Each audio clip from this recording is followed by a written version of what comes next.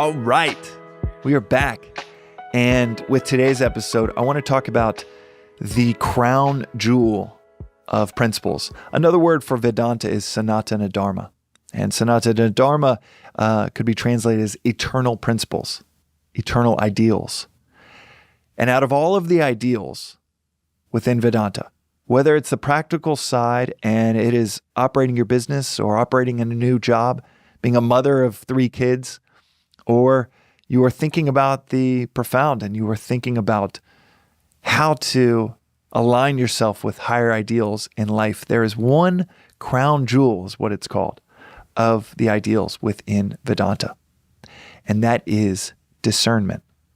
Now, the word discernment doesn't typically ring a bell for people when they think of ideals, and that's mainly because we're given ideals in the West, like, say, the 10 Commandments, where it is spelled out for you. There is no activation within you to light up your own internal fire of wisdom, judgment, and discrimination of what is needed in different scenarios. The Old Testament has over 600 rules and laws for people to follow. That's pretty prescriptive. Vedanta doesn't have any of these shoulds and should nots. There's no real concept of sin in Vedanta. The closest that Vedanta gets to the concept of sin is this idea of that which agitates. So it's not don't sin because of some cosmic judge. It's more from the fact that, if you do that, it's probably going to agitate you. I had 2 scoops of ice cream last night, and that dairy agitated me. I'm not punished for the sin in any cosmic way. I'm punished by the actual action itself. That's the closest Vedanta gets to this concept of sin.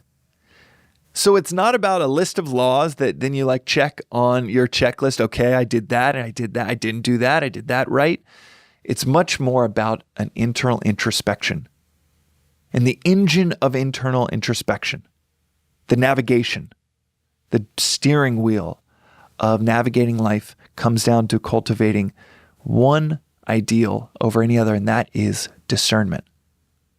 The ability to discern. The ability to see the end in the beginning. Can you see the end in the beginning of whatever decision that's right in front of you? Cultivating that ability to discern. It's not just from right from wrong of what you should or shouldn't do in a scenario, but it's discerning what is important, what has value, and what has more value than, say, something that might have fleeting immediate value. We get in so many knots in life. We tie ourselves in so many knots because we can't adequately discern what has lasting, bigger value versus something that might have immediate value to us. That ice cream brings up the phrase, a second on the lips and years on the hips. Hopefully 2 scoops of ice cream, it's not really going to add a couple pounds to the hips, although it might. We'll see. I'm no doctor. But when we do enter into these scenarios, these knots in life that we ourselves are tying around us, it's usually from the lack of ability to discern. Well, what is the end game? What is the end in the beginning that is right before me? My favorite surfer in the world, Koa Rothman, he once said that in all of his years of being a pro surfer, the thing that he has honed more than anything else is wave selection. The thing that he wishes he could tell his younger self 15 years prior, more than any other skill he's developed, was the ability to choose the right waves. In other words, now he can look at a wave and say, oh, that's going to be an absolute wipeout. Wouldn't touch that at all. And see another wave and say, oh, that's going to be wave of the day. That might be wave of the month. But that ability to discern, when you and I might look at it and say, well, they all look the same to me. That nuanced ability to discern one from the other, that's the difference between wiping out in life and getting the ride of your life. So that's today's reflection. I look forward to tomorrow's. This has been the Daily Vedantic. Thanks for listening to the Daily Vedantic. This reflection is part of a free repeating 2-year course in Advaita Vedanta.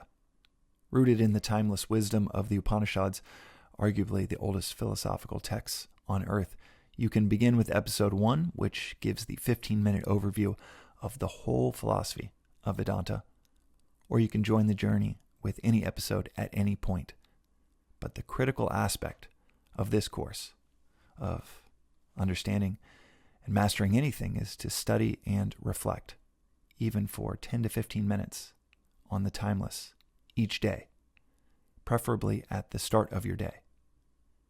As is said in this philosophy, reflection is 100,000 times as powerful as listening. So listen, journal, sit with, discuss these concepts, or ask questions at thedailyvedantic.com with our AI-powered chatbot informed by about 700 episodes here, as regularly as one can if you want to see clarity and peace almost effortlessly unfold in your daily life. And if it doesn't result in a near immediate increase in clarity and peace, then toss aside and feel free to never listen again. One of the things that you might notice is after 7 or 8 days in a row, this doesn't feel like a discipline. This feels like a visit with a best friend to dive into the timeless with daily reflection. Within a few days, it becomes one of your favorite parts of the day. You can also find out more, including news about in-person events in Los Angeles and beyond, at the Daily Vedantic on Instagram or through our weekly newsletter at thedailyvedantic.com. Additionally, check out the links in our show notes for more resources like the books that are mentioned most frequently in the episodes, including Vedanta Treatise, perhaps the simplest and most straightforward read on this philosophy I've ever come across. Until next time, and from the entire team that works on the Daily Vedantic project, thanks for listening.